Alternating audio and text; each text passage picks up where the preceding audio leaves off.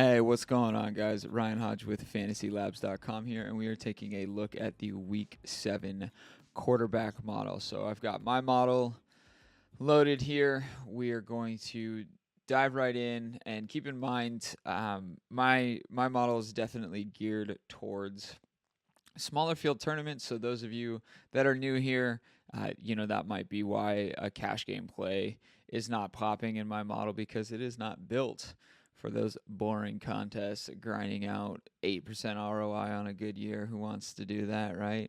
So you'll notice Vegas score, opponent rating. Opponent rating is probably one of the larger weights that I have applied here, along with our projected ceiling, our pro trends, and then projected plus minus is just a great way to get a good feel for their salary and points as well, and what they're doing with their expectations. So, sorted by rating, top three: Tannehill, Mahomes, and Rodgers.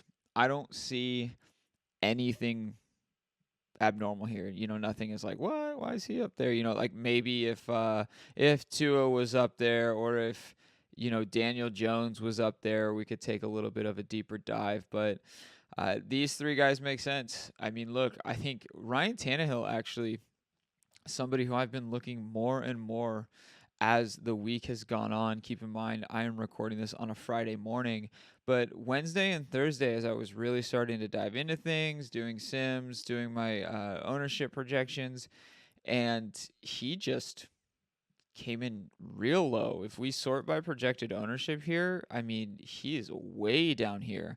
Now, this is not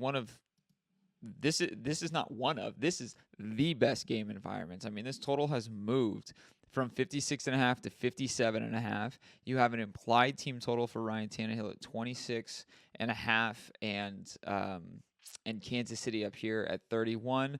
So 4-point home dogs. 4-point home dogs. I mean, this environment just seems like it's setting up really, really well for Ryan Tannehill. If we scroll over here, the best opponent plus minus on the slate at plus 6.4. Great implied team total, great over under, leading all quarterbacks with 6 pro trends. And these pro trends will be something along the lines of like the total, the opponent plus minus, his ceiling, and a few different other things can get thrown into those pro trends as well. So to me, if Ryan Tannehill is really going to be this low owned, I think it actually sets up for a discount in ownership for stacking this game. So if you, according to my ownership projections on Friday morning, if you were to stack this game, if you used Mahomes, Tyreek, and AJ Brown, I think that's probably just the most popular skinny stack. You have a projected ownership of 42%, or a little less than 41.9. If you simply remove Mahomes and put in Tannehill, you get almost a 10% discount in ownership from cumulative ownership. You're also getting a discount in salary. We're dropping down from a guy who is 84. It's a $2,000 discount. I mean, just look what something like that does. Your remaining salary is $5,450 per player. If we put in Mahomes, it's $5,200. I know that doesn't sound like a lot, but that is a big difference as we're starting to build out our roster. We maybe punt at tight end, punt at defense. It's just all of a sudden your remaining per player shoots up to $6,300, $7,400. You find a cheap wide receiver. And it really allows you to do a lot this week. So, sorry, long tangent on Tannehill, but I think you could get there. Look, his attempts have been down. Their pace isn't the greatest thing in the world. Derrick Henry's running the ball 25 times. So, like, there are all different types of holes that we can poke in Ryan Tannehill. But at 4.5-point home dogs with a 26.5 implied team total, which is the number one correlation for quarterbacks and fantasy points, is their implied team total. It's not the over-under. It's not their pass attempts. It's nothing along those lines. It's their implied team total. So and the matchup is insane. So if we're going to get, I don't know, do we think we can push 40 pass attempts out of him? I mean, I don't think he's done that since, he did that against Seattle and still only came up with 18 fantasy points. We've definitely seen him get there, and that's why I have his ceiling at 30 points. Here's 37 last year against the Lions. How many times did he throw the ball here? Wow, only 27. Did he rush for 2 touchdowns? I bet you he had some sneaky rushing game. Yeah, he did. So, and that's part of his ceiling too, right? Is like I just don't know. He's got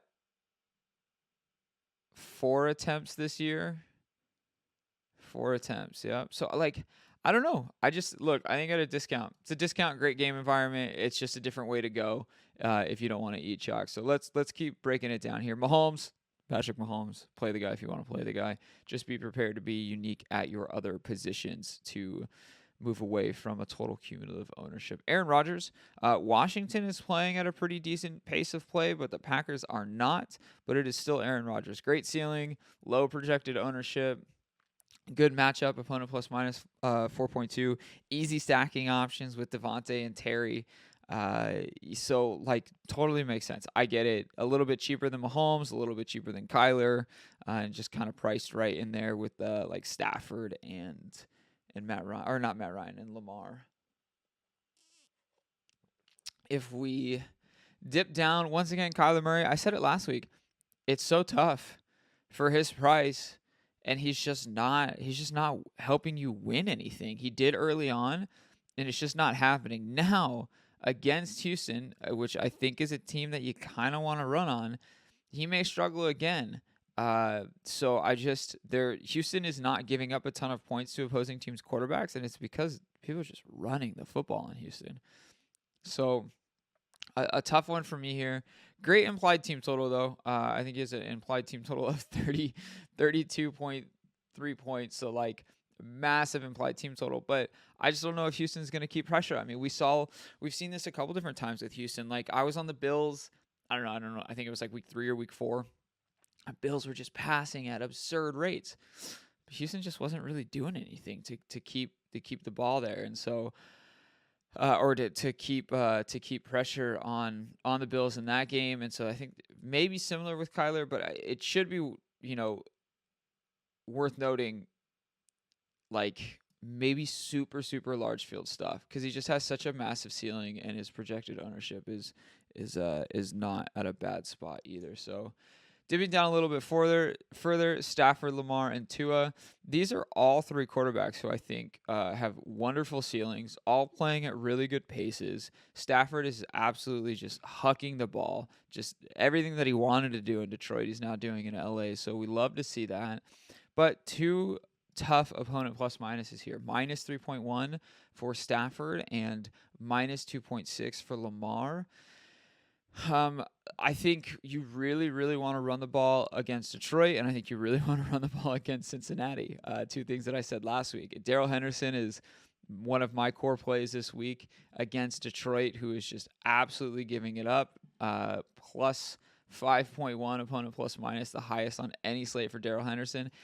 And I think we're seeing a discount on Daryl Henderson's projected ownership this week, which is one of the reasons why I'm totally fine playing him. And I'm usually fine playing chalk at running back anyways for these volume guys.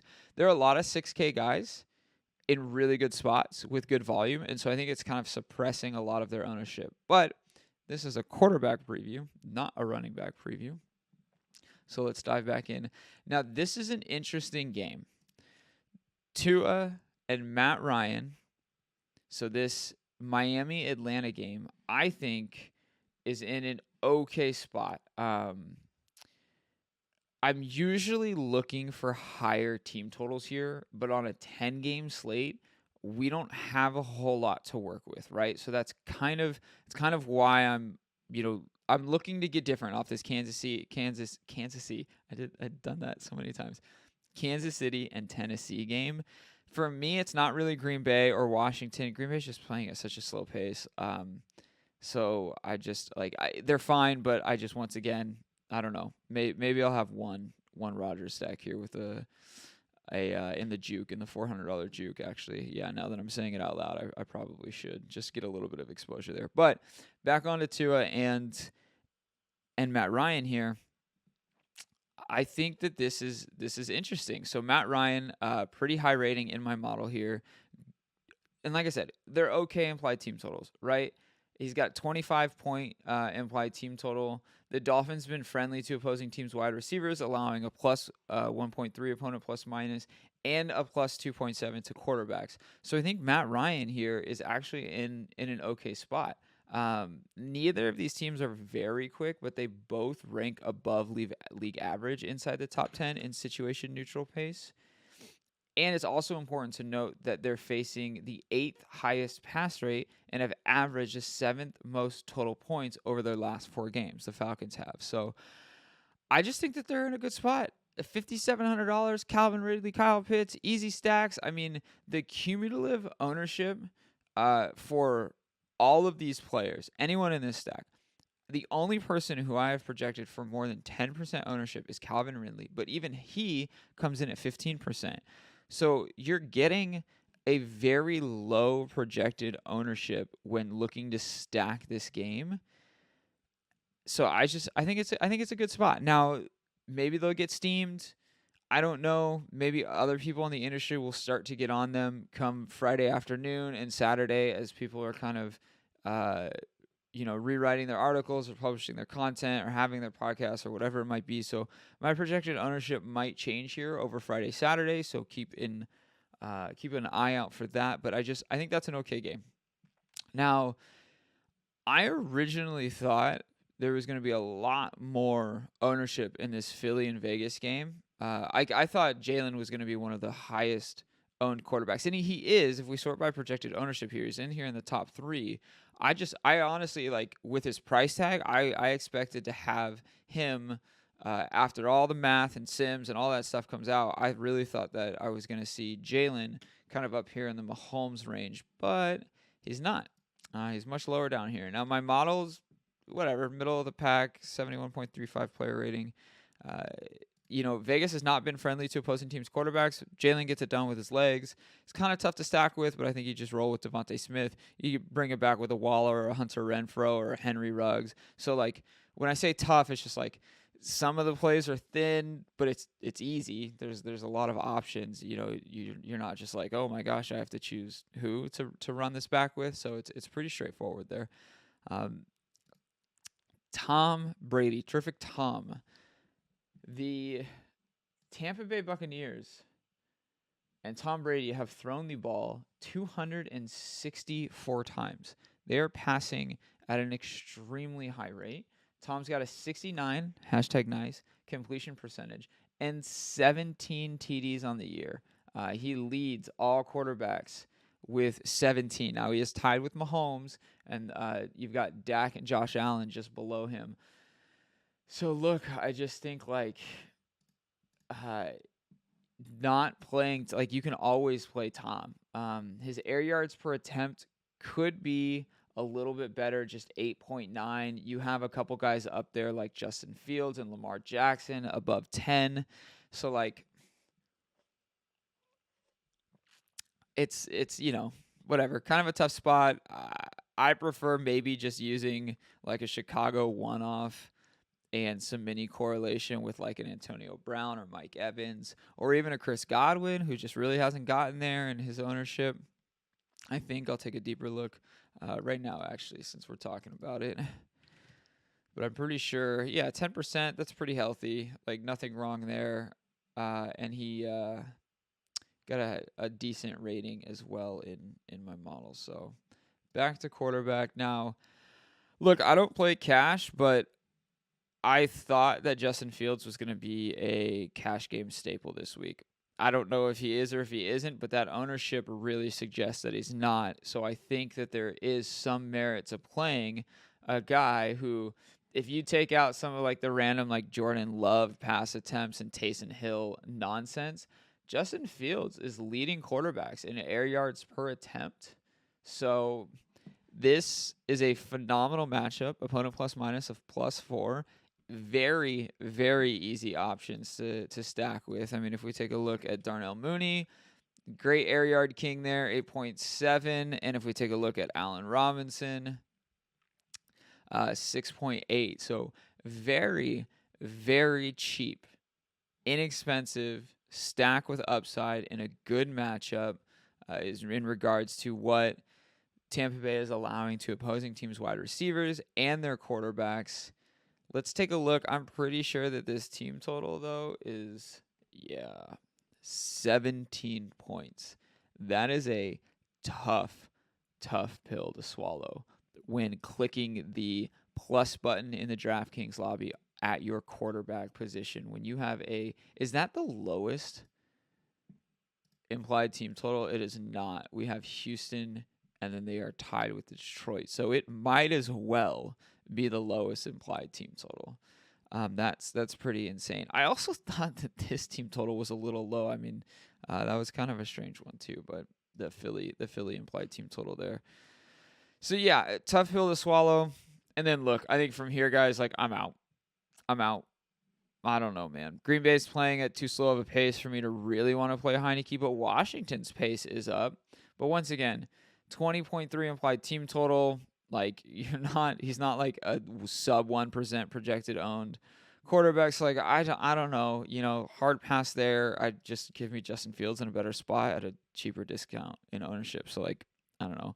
Daniel Jones against Carolina. No, thank you. Not in this spot. I want to use Daniel Jones when he has a much better matchup. The pace looks better, maybe a little bit better of implied team total. And from here, I'm out. I'm not playing Joe Burrow. I'm not playing Goff. I'm not even looking at Zach Wilson or Davis Mills. So congrats to the millionaire winner for rostering one of these players, probably without any of their pass catchers. And it'll be like a Joe Burrow 3 rushing touchdown game. Good game. GG, fam. So I think that'll wrap it up at the quarterback spot for me. The quarterback position for me. A couple interesting spots this week for sure. Let's give you guys a quick leverage filter here. Aaron Rodgers, Tom Brady, Kyler Murray. There's Joe Burrow on the leverage. Patrick Mahomes still gets there from a leverage standpoint because of his ceiling, his massive, massive ceiling. Here's my boy Tannehill right in the middle of the pack. And then, Matt Ryan and Tua with negative leverage scores on a game that I said I like. So we'll see how that shakes out. Maybe I don't like that game as much. Definitely going to have to look into a little bit more, but I will be exposed to those two guys this week for sure. The Stafford one is interesting. Saw a bump in price, great ceiling, a team that you want to run the ball on. You can definitely throw the ball on. So Stafford is interesting here, but I still think that this is a Daryl Henderson spot for me versus the passing game. They might get there. Cooper Kupp probably gets there for sure on 11 targets. I mean, how does a guy not get there on 11 targets, right? Which is just insane that's kind of what we're looking for from a projection standpoint. Like every time I do those, I'm like, I got to pencil this guy in for 10.5 targets for his team. Like this is insane. Is he Devonte Adams? Like it's just nuts, man. For a team to have that many weapons and still to have that large of a market share and to have to put that projection in for him, it's like it's easy to do for a guy like Terry McLaurin or Devonte Adams who are just hogs. But there's I don't know, it's crazy, man, crazy times.